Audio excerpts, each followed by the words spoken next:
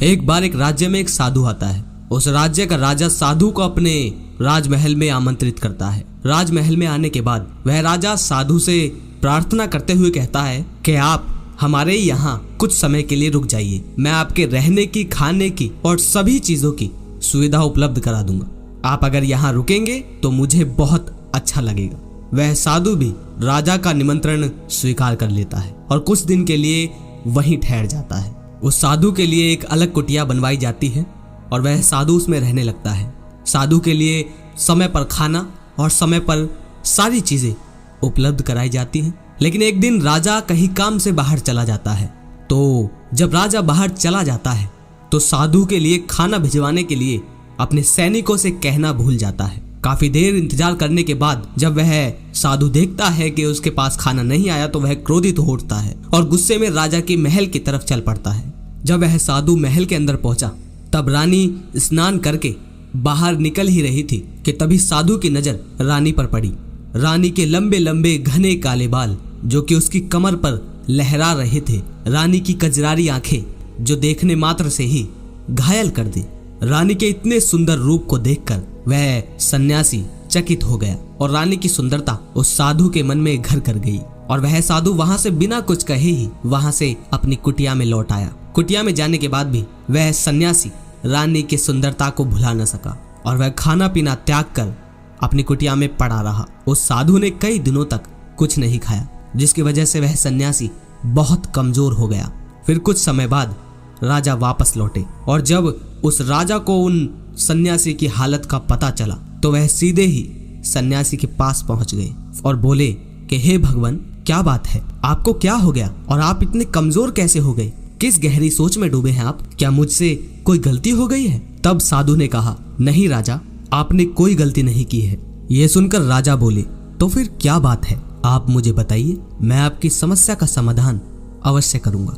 ये सुनकर उस साधु ने राजा से कहा कि आपकी रानी की अद्भुत सुंदरता को देखकर मैं उसकी सुंदरता पर मोहित हो गया और अब मेरा मन रानी के बगैर नहीं रह सकता। ये सुनकर राजा हैरान हो गया और कुछ देर सोचने के बाद राजा ने उस सन्यासी से कहा, मैं आपको रानी दे दूंगा।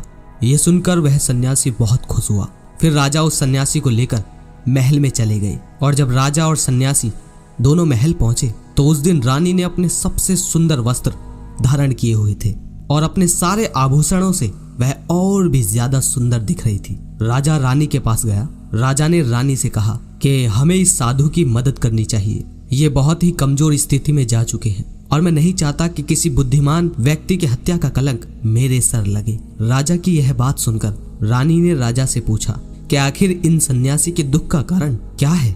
तो राजा ने रानी से कहा कि ये सन्यासी आपकी अद्भुत सुंदरता के दीवाने हो गए हैं। राजा की यह बात सुनकर रानी ने कहा, राजन, आप चिंता मत करिए, अब आप सब कुछ मेरे ऊपर छोड़ दीजिए। मुझे पता है कि अब मुझे क्या करना है।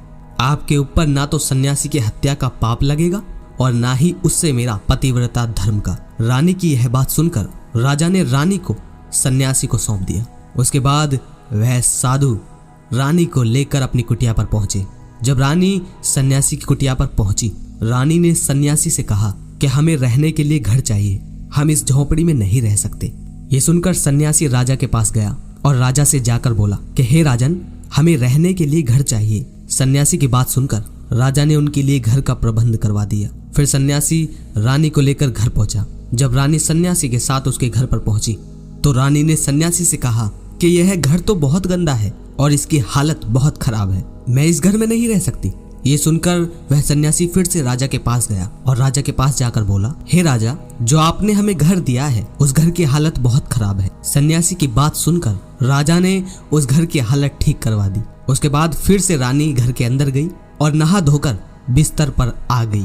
तभी वह साधु भी बिस्तर पर आ गया। फिर उसके बाद रानी ने साधु से कहा कि क्या आप जानते हैं आप कौन हैं और आप अब क्या बन गए हैं? आप एक महान साधु थे जिनके लिए स्वयं राजा भी आवश्यक चीजें उपलब्ध कराते थे, जिनके पास दूर दूर से लोग ज्ञान प्राप्त करने आते थे, जो लोगों को सत्य का मार्ग दिखाते थे, जो लोगों की समस्या का समाधान करते थे, जिन्हें सभी लोग गुरु मानते थे और जिसे सब लोग भगवान मानकर पूजते थे। और आज आप वासना के कारण मेरे गुलाम बन गए हो। रानी की यह बात सुनकर साधु को भीतर तक झटका लगा और उसे एहसास हुआ कि वह तो एक साधु है और मैं ये सब क्या कर रहा हूँ। वह तो पहले से ही ये सब त्याग कर शांति की तलाश में जंगल चला गया था। साधु ये सोचकर जोर जोर से रोने लगा और चिल्लाने लगा और रानी से कहने लगा, मुझे क्षमा कीजिए महारानी, मैं ये क्या करने जा रहा था। मैं अभी आपको राजा के हवाले सौंप कर आता हूँ। सन्यासी की बात सुनकर रानी ने सन्यासी से प्रश्न किया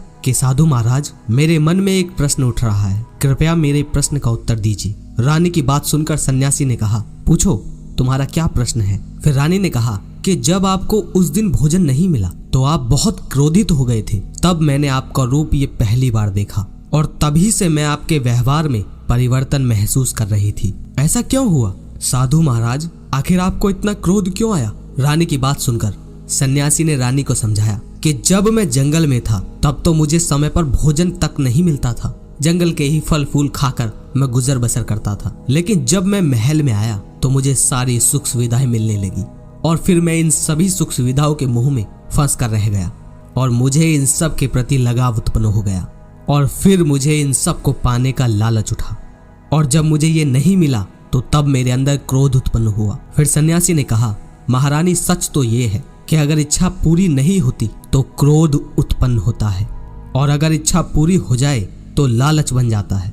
फिर सन्यासी ने रानी से कहा, ये इच्छा की पूर्ति ही मुझे वासना के द्वार तक लेकर आई है और मैं आपके प्रति आकर्षित हो गया। इसके बाद वह सन्यासी रानी को लेकर राजा के पास गया और राजा से बोला कि हे राजन, मुझे क्षमा कर दीजिए, मुझे अपनी गलती का एहसास हो चुका है। ये लो आपकी रानी, मुझे ये सब नहीं चाहिए। मैं तो अपनी इच्छा के वशीभूत होकर ये गलत कार्य करने जा रहा था और अपने जीवन को तहस नहस करने जा रहा था, लेकिन अब मुझे सब कुछ समझ आ गया है। उसके बाद उस सन्यासी ने कहा, हे राजा, मनुष्य की बर्बादी का कारण उसकी 4 आदतें बनती हैं और दुनिया के हर एक व्यक्ति के अंदर ये 4 अवगुण होते हैं, लेकिन जो व्यक्ति इन पर नियंत्रण कर लेता है वह दुख और परेशानियों से बच जाता है।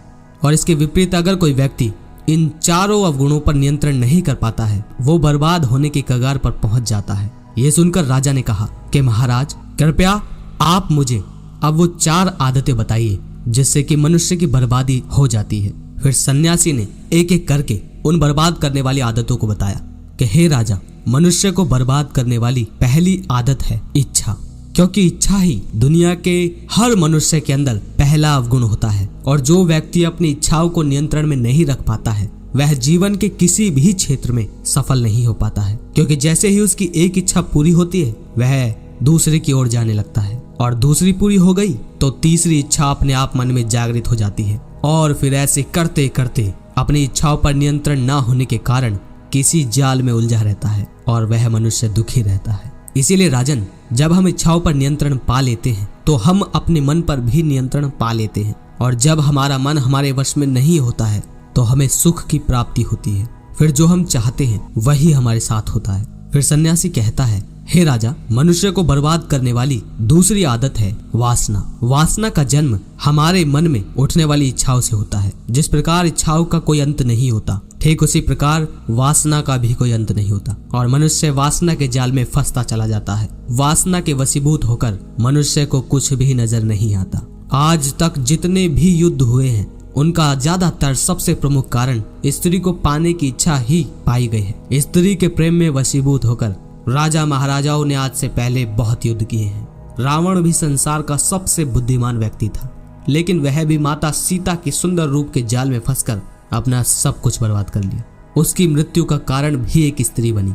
कई राजा महाराजा तो युद्ध में इसलिए हार गए क्योंकि वो लोग स्त्रियों से रास लीला रचने में ही रह गए। ईश्वर ने तो स्त्री को इस प्रकृति में इसलिए जन्मा ताकि ये प्रकृति आगे बढ़ती रहे, लेकिन आज स्त्री को लोगों ने अपनी वासना का शिकार बना लिया है, अपने मनोरंजन का साधन समझने लगे हैं और जब उन्हें अपना यह मनोरंजन नहीं मिलता तो वो पागल से हो जाते हैं और ना जाने क्या क्या कर बैठते हैं। इसलिए हे राजन, जितना हो सके उतना ही वासना की अंधी लिप्तता से दूर रहना चाहिए। वह सन्यासी कहता है कि वासना गलत नहीं है, वासना प्रकृति की है, लेकिन अगर आप उस पर दिन रात डूबे रहते हैं तो ये प्राकृतिक वासना नहीं। वह साधु आगे कहते हैं कि हे राजन, मनुष्य को बर्बाद करने वाली तीसरी आदत है क्रोध, क्योंकि जब मनुष्य की वासना और इच्छाओं की पूर्ति नहीं होती है तो उसके अंदर क्रोध उत्पन्न हो जाता है और जब व्यक्ति को क्रोध आता है तो उसका उस पर नियंत्रण नहीं होता है और फिर वह क्रोध में आकर गलत निर्णय ले लेता है। वह दूसरों को भला बुरा कह देता है,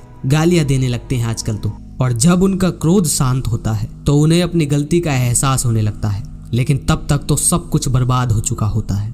क्रोध के कारण मनुष्य के कई बने बनाए काम भी खराब हो जाते हैं। जब मनुष्य के भीतर क्रोध उत्पन्न होता है तो वह अंदर से बहुत कमजोर हो जाता है। उसकी बुद्धि काम करना बंद कर देती है और एक कमजोर और अज्ञानी मनुष्य कुछ भी कर सकता है, उसे कभी भी सफलता हासिल नहीं हो सकती। क्रोध हमारे भीतर तनाव को उत्पन्न करता है और अगर एक बार हम तनाव में चले गए तो हमारा पूरा जीवन बर्बाद हो जाता है। वह सन्यासी आगे कहता है, हे राजा, मनुष्य को बर्बाद करने वाली चौथी आदत है लालच। लालच का फल सदैव बुरा होता है।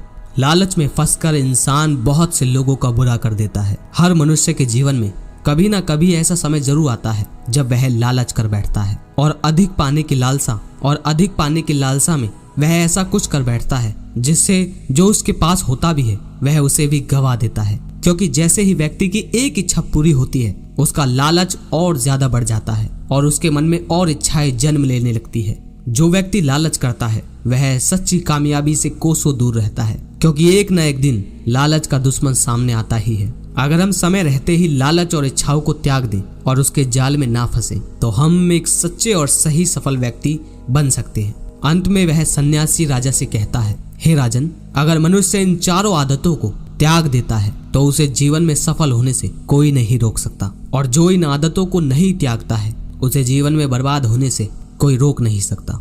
मैं एक सन्यासी होकर भी वासना और इच्छाओं के जाल में फंस गया था, तो सामान्य मनुष्य तो इससे बच नहीं सकता। इसीलिए हे राजन, मनुष्य को इन आदतों से बचना चाहिए।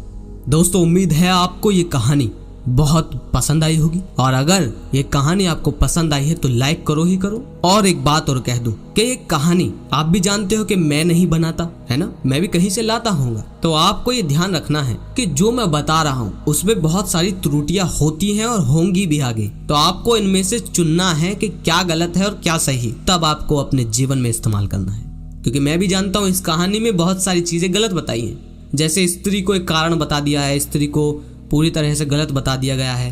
तो हो सकता है बहुत से भाई कहें कि स्त्री तो फिर बेकार ही है, स्त्री की वजह से तो युद्ध हो गया, स्त्री की वजह से वो हो गया। तो इसीलिए आपको ये समझना होगा कि क्या चीज सही और क्या चीज गलत। जो गलत है उसे साइड रखो, जो सही है उसे अपने जीवन में इस्तेमाल करो। तो अगर आपको वीडियो पसंद आई है तो लाइक करो ही करो, और साथ के साथ कमेंट जरूर कीजिए, क्योंकि आपके कमेंट से मुझे और मेहनत करने में मदद मिलती है, क्योंकि इससे लगता है कि आप मेरे साथ हो। तो मिलता हूँ अगली वीडियो में। जय श्री कृष्णा।